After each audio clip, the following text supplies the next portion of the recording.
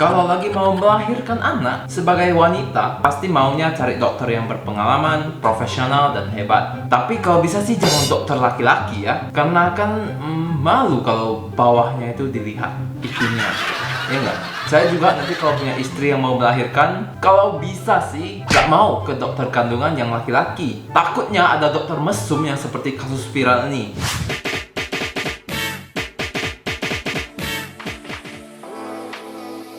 Girl, I must.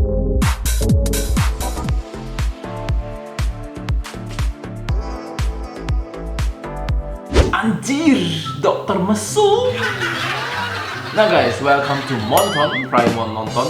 Kita bersama Doge kali ini. Ada dua topik yang mau kita bahas yang sama-sama berhubungan dengan rumah sakit. Yang pertama yaitu dokter tiktokers mesum, dan yang kedua perawat di Palembang yang dianiayai oleh pasien yang mengaku sebagai polisi.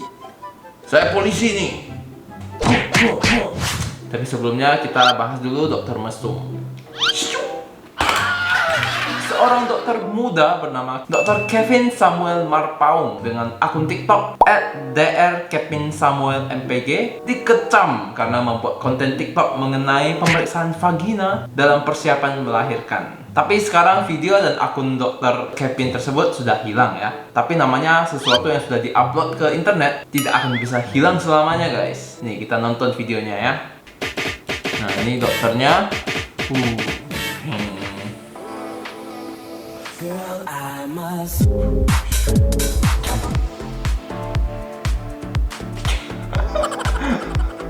Jadi di video ini, si Dr. Kevin ini sedang memperagakan pemeriksaan vagina dengan teks percakapannya dengan bidan. Si Dr. Kevin kemudian bermuka mesum gitu sambil menggigit bibir.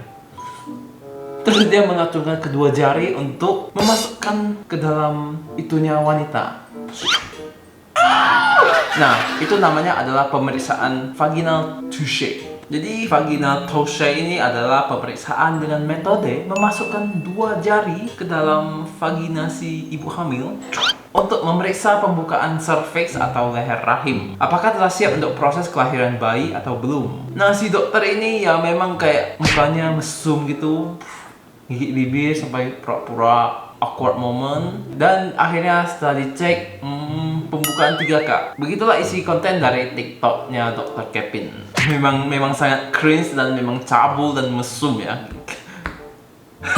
Kemudian hari Sabtu kemarin 17 April, Kompas atau Koalisi Masyarakat Sipil Anti Kekerasan Seksual menyerukan untuk mencabut SIP dan keanggotaan IDI atau Ikatan Dokter Indonesia dari dokter yang membuat konten melecehkan pengalaman pasien. Jadi reka adegan tersebut dilakukan dengan memberi candaan bernuansa seksual yang merendahkan perempuan. Menurut Kompas, video ini melecehkan perempuan secara umum dan pasien perempuan yang membutuhkan layanan kesehatan secara khusus, yaitu ya tadi hamil tadi ya, melahirkan. Kemudian Kompas mengatakan lagi, tindakan tenaga kesehatan yang melakukan pelecehan maupun membuat tayangan video demi popularitas yang tidak sensitif terhadap situasi dan pengalaman pasien perempuan saat menghadapi persalinan dan melakukan pemeriksaan transvaginal dapat menurunkan tingkat kepercayaan untuk mengakses layanan kesehatan reproduksi dan berdampak pada kesehatan ibu hamil dan melahirkan. Memang Kompas ini benar. Seharusnya seorang dokter dapat memberi rasa aman dan nyaman kepada pasien ya. Kalau yang ini malah memberikan kesan image bahwa dokter kandungan pria itu mesum, cabul.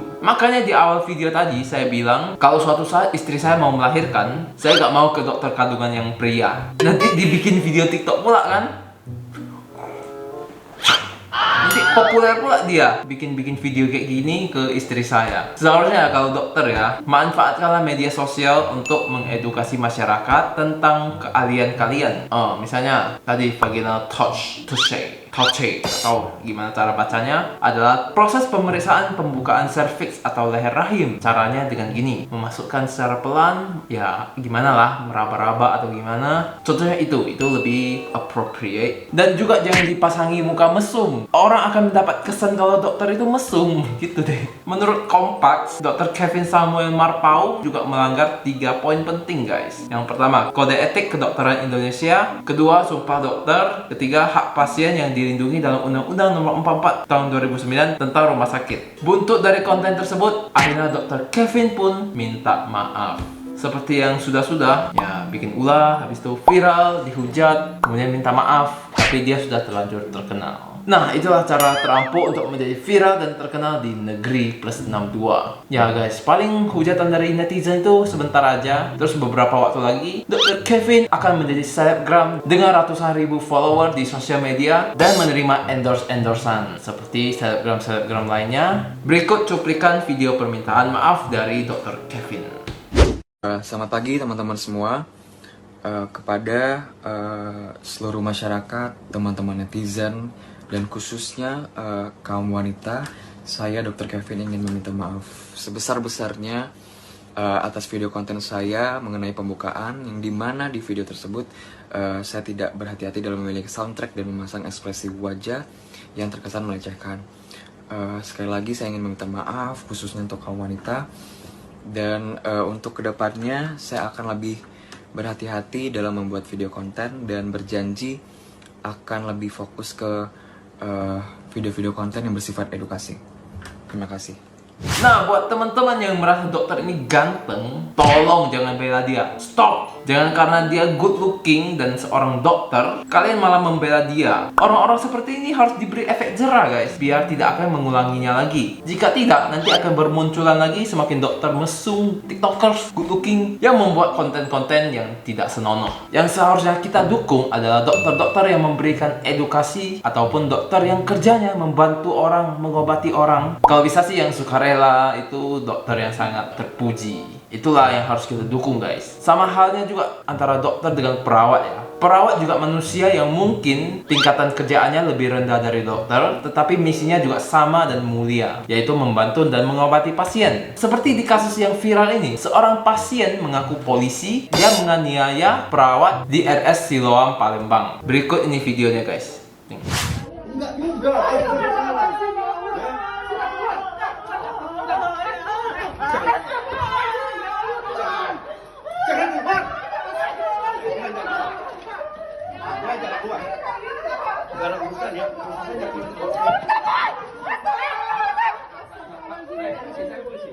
Lu polisi, lu punya anak nggak?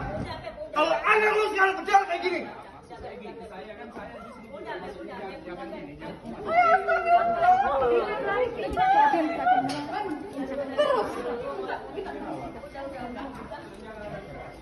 Video aksi kekerasan tersebut terhadap perawat bernama Christina di Rumah Sakit Siloam Sriwijaya di Palembang. Perawat bernama Christina ini berhasil diselamatkan oleh rekan perawat lain meskipun dia sudah dalam kondisi kesakitan karena dipukul, ditendang, meski dia sudah dipaksa bersujud meminta maaf. Pelaku bernama Jason Sakrawinata mau menjemput anaknya pulang setelah perawatan. Namun pelaku menemukan tangan sang anak berdarah di titik tusukan infusnya. Jason pun meminta keterangan kepada para perawat. Pelaku yang tengah emosi langsung menampar wajah korban.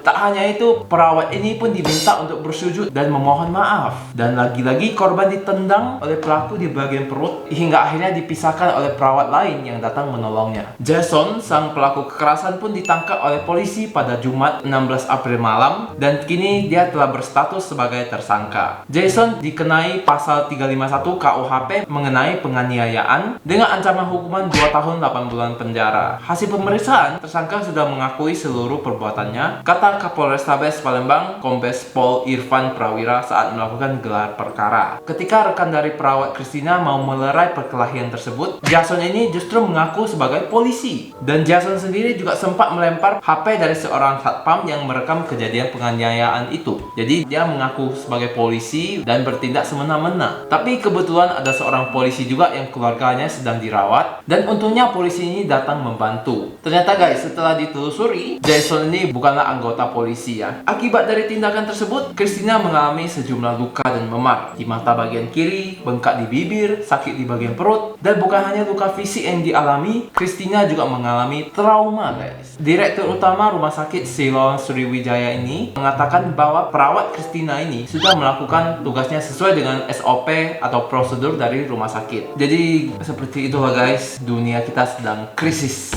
dokter bikin konten, dan perawat dianiaya. Semoga dunia kedokteran dan kesehatan Indonesia cepat pulih dan tidak tercoreng lagi gara-gara oknum tertentu yang bikin ulah. Nah, itulah guys video dari saya kali ini. Jangan lupa like video ini jika kalian mendapatkan informasi, dan subscribe juga ke channel saya dan Doge untuk mendukung kami membuat lebih banyak video lagi. Sampai jumpa di video selanjutnya. Bye bye.